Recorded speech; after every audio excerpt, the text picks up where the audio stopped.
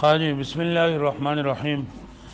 اللهم صل على سيدنا ومولانا محمد وعلى ال سيدنا ومولانا محمد وبارك وسلم وصلى على رب العالمين. خاني ویم باب چې کم شروع شو نو بدی باب کې اول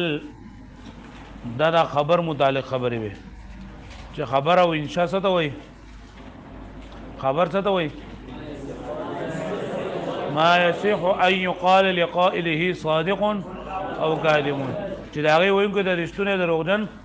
ویل کېږي او انشاء څه ته وایي ما لا يصح ان يقال لقائله صادق او كاذب او صدق او کذب څه ته وایي چې حکم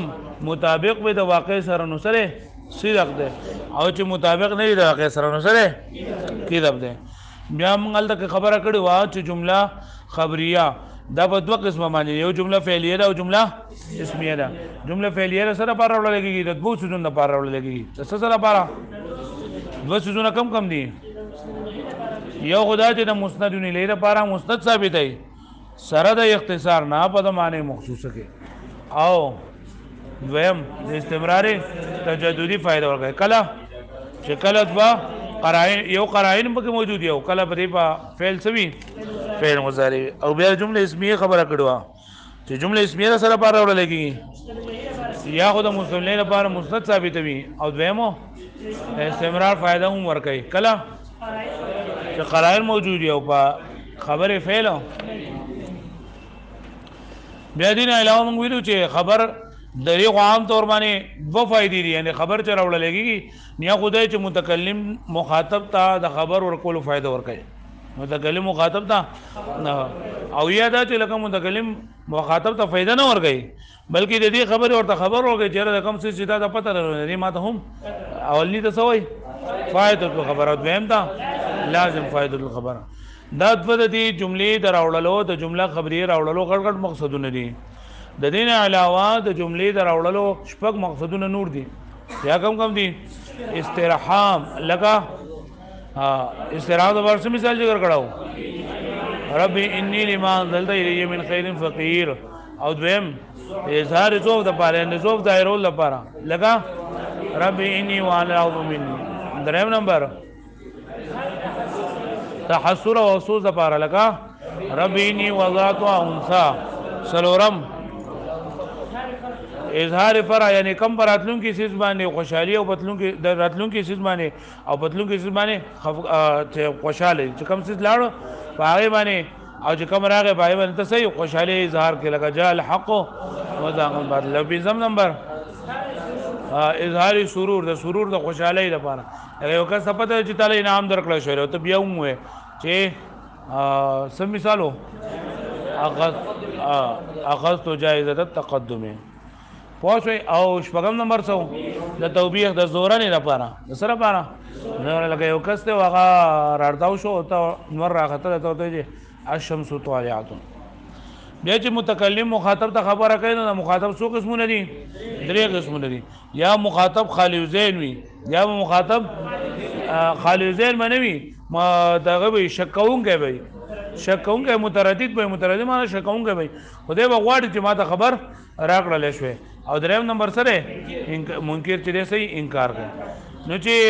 خالی ذهني اده چې موږ کلام راوړو نو تاکید سره راوړو غیر تاکید نمبر او دې ته څه لګي خبري ابتدائي څورته وای خبري ابتدائي او دویم نمبر چې متکلم مخاطب متردد ده نو هغه ته بیا تاکید راوړل سړي بهتر دی غوړه دی لکه دې ته څه وای طلبي خبره طلبي او چې انکار کوونکې و نو هغه بیا تاکید راوړل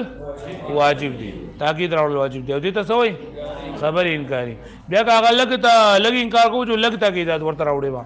او ډېر تاکید کوو دا دغه کوو انکار کوو جو بیا ورته لکه کله کله په حروف تاکید یې باندې وشي کله کله په قسم باندې وشي کله په حروف تنبیه باندې وشي پوه شئ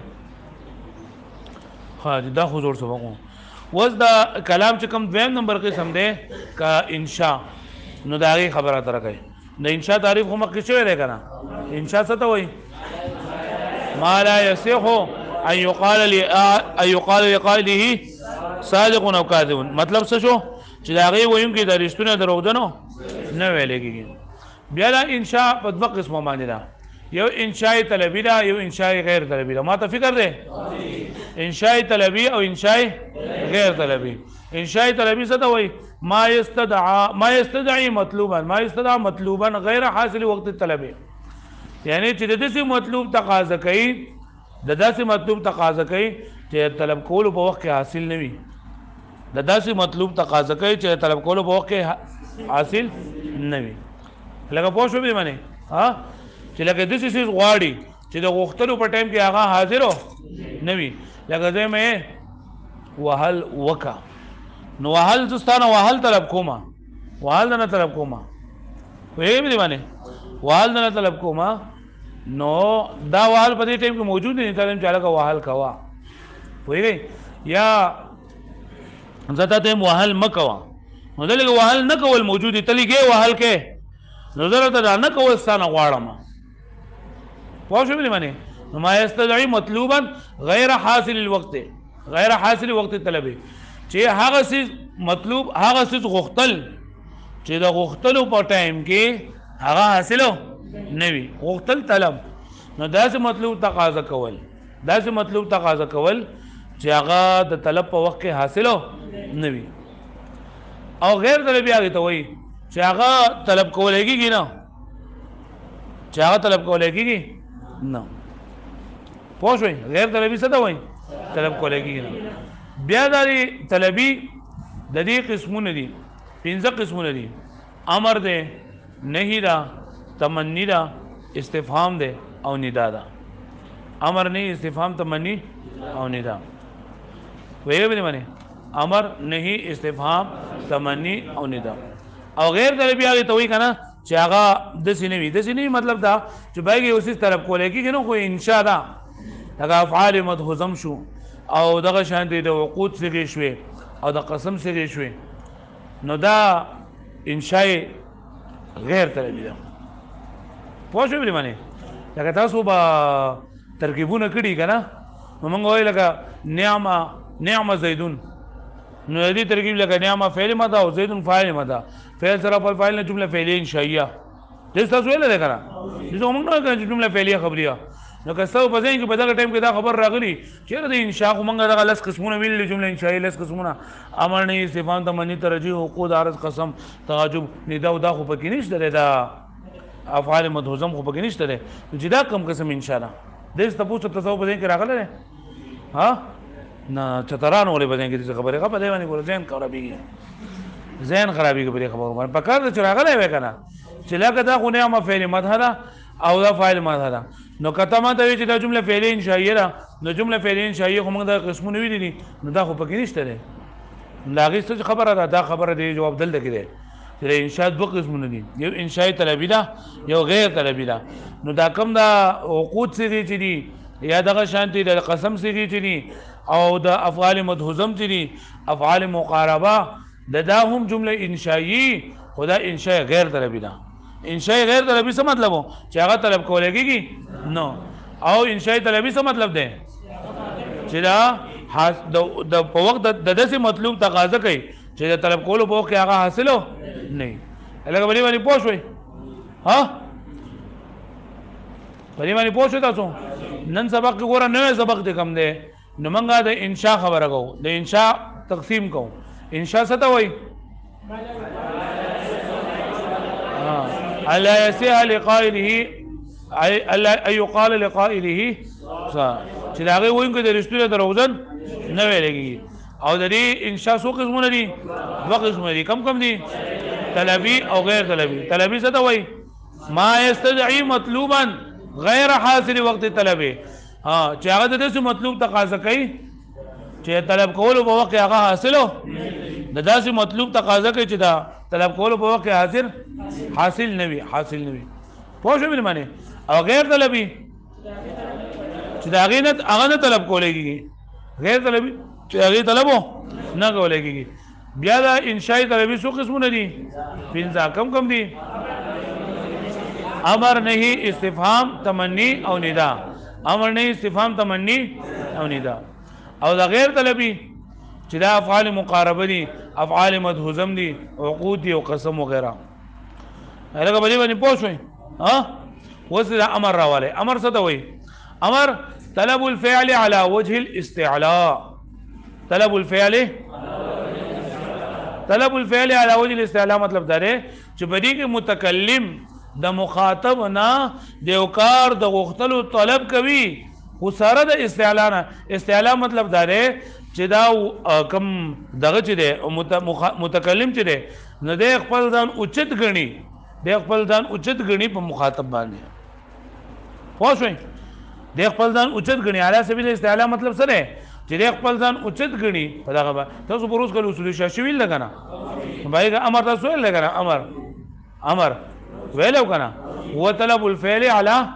وجه الاستعلاء بل امر موجب سره نو پای کې تاسو خبره کړو کنه وکړي د امر موجب سره نو زمونږ په نسبت د امر موجب وجوب دی کنه بعض علماء کرام په نسبت او چې د امر ډیر شی معنی دي سو پورې یو معنی متعین شي نه موږ په پای باندې عمل بنګو موقوف وي ویری دي کنه پروسکار الګه کني دی ویني سکال په نور لنور وای کنه پای کې وو وای زمونږ په کوم خبره راغی زمونږ راځو ها امر تعریف سره طلب الفعل على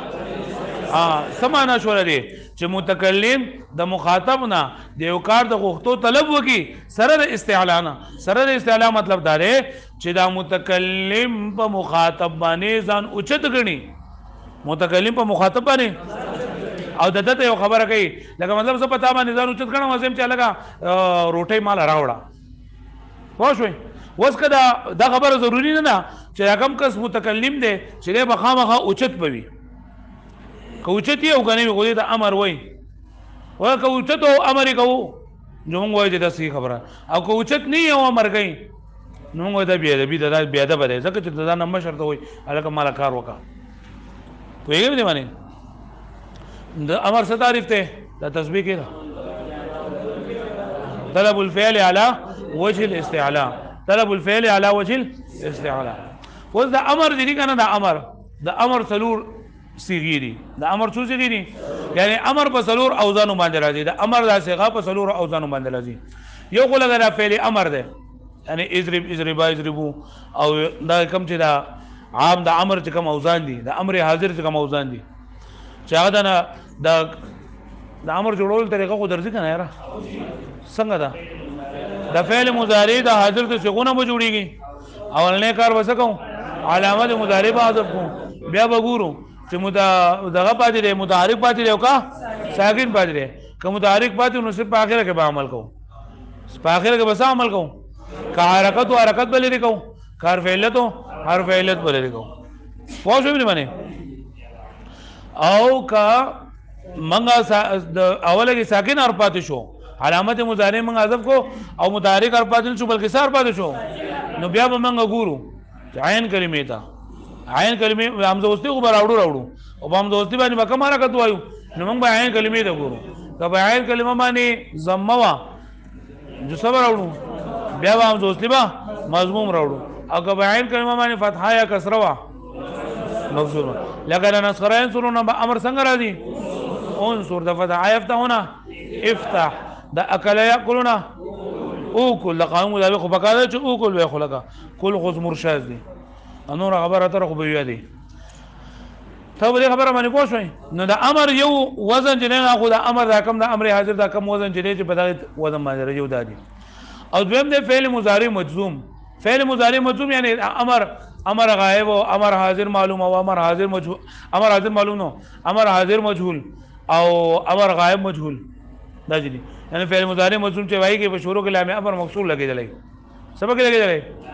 لګل یضرب لیضربال یضربو لتضرب لتضربال یضربنا نو دا هم د مضارع د امر صغیری او د اپاظل کې سره فعل مضارع مجزوم دی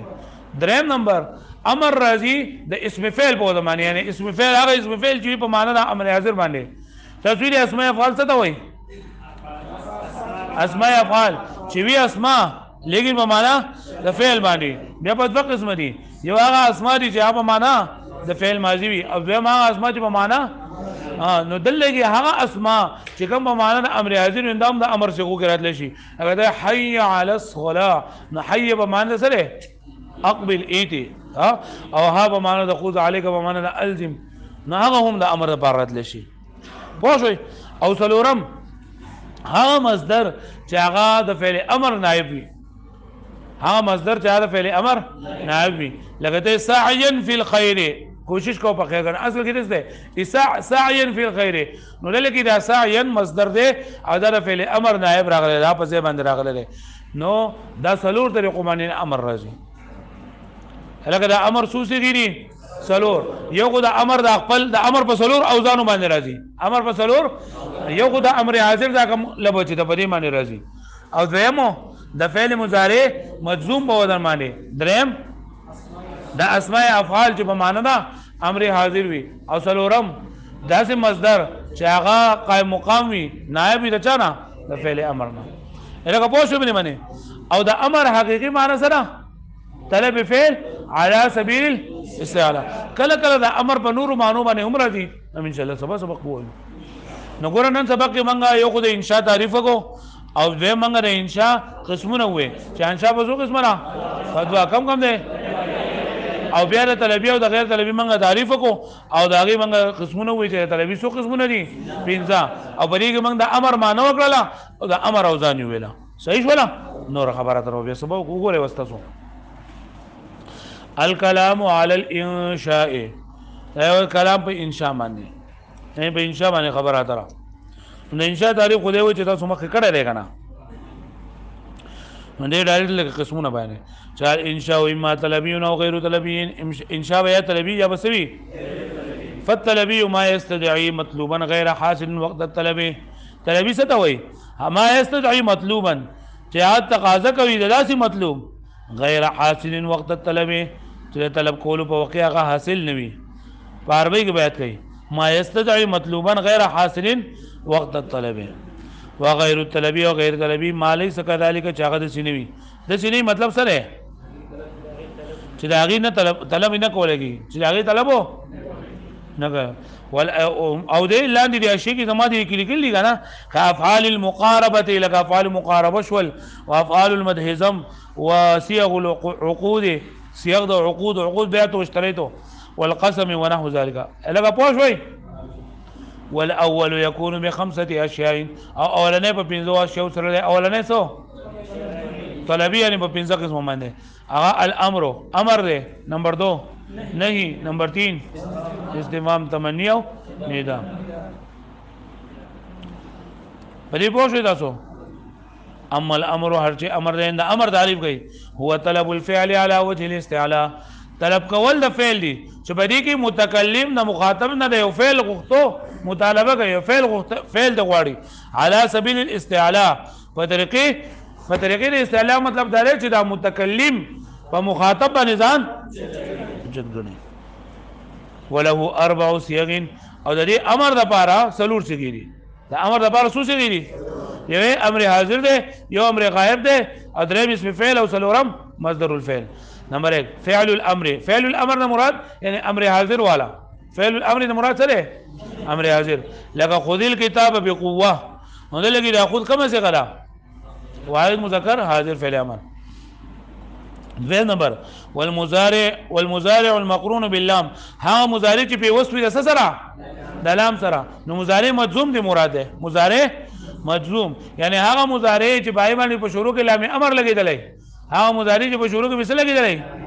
لکه مثال سره لينفق ذو ساعه من ساعته پکار دا چې